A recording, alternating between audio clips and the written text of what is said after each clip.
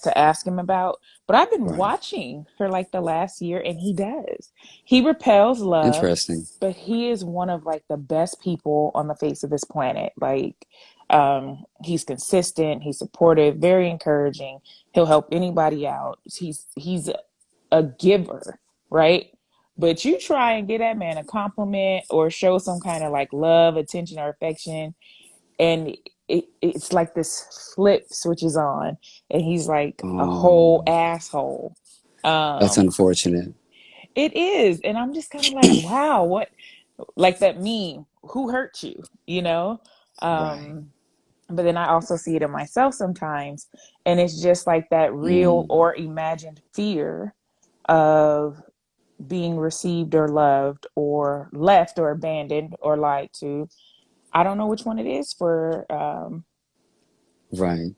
me, them, other people, but I just thought that that was interesting that people could be actively repelling love. That was just weird. I had never considered that. I when you had brought it up, like, hey, how about we talk about this? I'm like, yo, I suffer from that. Now, I don't necessarily become an asshole, but it turns into like an ego stroking contest. If you were to give me a compliment, I can't accept that compliment without complimenting you. And then you in turn would, and it just kind of gets like, bro, like, just take the fucking compliment. Like, my bad. You know what I'm saying? Like, it kind of becomes uncomfortable at times. And I don't mean to do those things. I know where that comes from me, so I can't speak for other people, but I would assume a lot of that does lie in the insecurities, and whatever it may be. I was having a phone conversation with one of my good friends that I recently met out here before I got on live. He's a dude that shoots my videos out here. Shout out to Alex. We were talking, and he asked me. He was like, "Cause I have two teachers that I had in college, actually, Dr. Adderley and Miss Thomas. Both of them, I get goosebumps talking about them. The things that they allowed me to do in their classes were not by the books. Miss Thomas let me write poems and spoken word and go perform them to the kids because I was, but it is what it is. Like, to be on the basketball team, you got to have a certain, et cetera, et cetera. So without her, I wouldn't have made it through the English portion of the shit.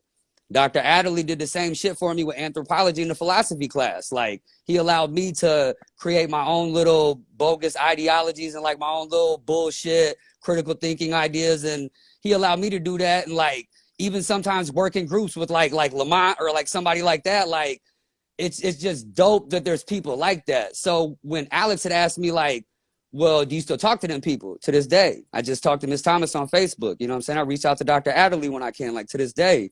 And he was like, well, where do you think that comes from? Because he too suffers from the, repelling love and shit like that. He going through it in a marriage right now, kind of identity crisis, so to say. So it's not the same thing, but to exist in that space is painful in any regard.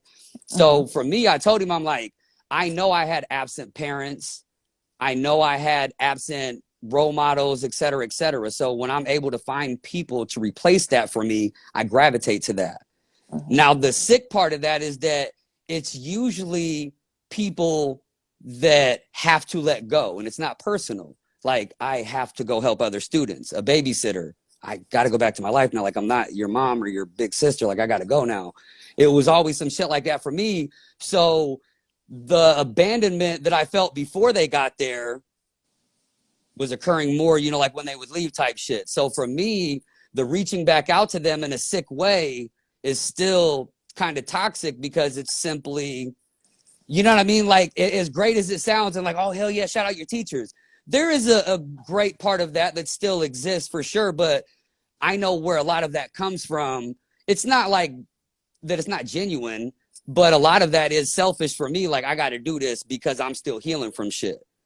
I don't Mm. have the family members to, you were so smart and you were so, it was always the other shit. You know what I mean?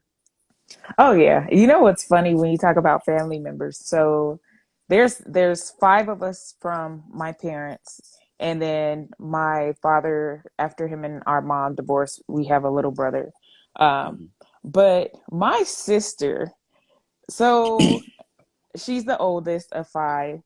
Okay. And there are times when I will like just call her just to hear her voice. And if she doesn't answer me, I will call all of her kids and I'll call her husband. He don't even answer. He just hands her the phone. I'm like, why are you ignoring me? Now she could not be ignoring me, right? Hmm. And being ignored is like my trigger.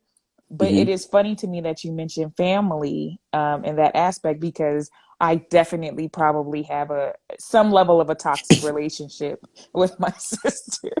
Um, but you know, it's she also kind of raised us for a while, so I she did. does teeter back and forth in that Between a mommy mom and a sister sister. space. Yep, I know that. Uh-huh. I do that with my sister too. I pinned it for a reason. I was going to get to it. I appreciate that comment. Yes.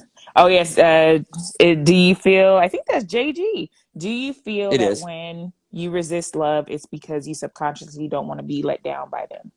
100%, brother. 100%. I know for me it is. I can't speak for sis or other people, but I know for me, the idea of rejection and abandonment exists so deeply in me that even like as I chip away, I feel like it's like when you pay off something on your credit and then something else pops up.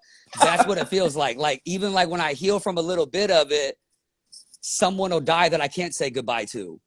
You know what I mean? Mm. So then selfishly, it that feeling comes back again and it shouldn't. You know what I mean? So like 100% I can agree with, yeah, I would agree with that I do for me.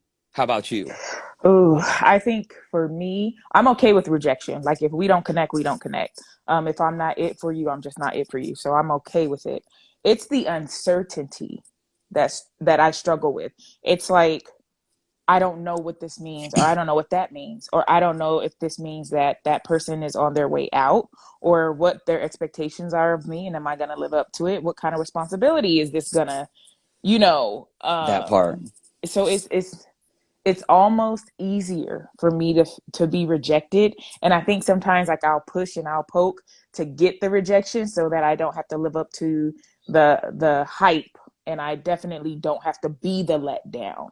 Not necessarily that I don't want to be let down, but I don't have to be the letdown, and I don't have to be Right. the responsible person. I don't have to carry something else, but most importantly, I don't like the uncertainty that having another person in your life in a romantic space Mm-hmm. carries.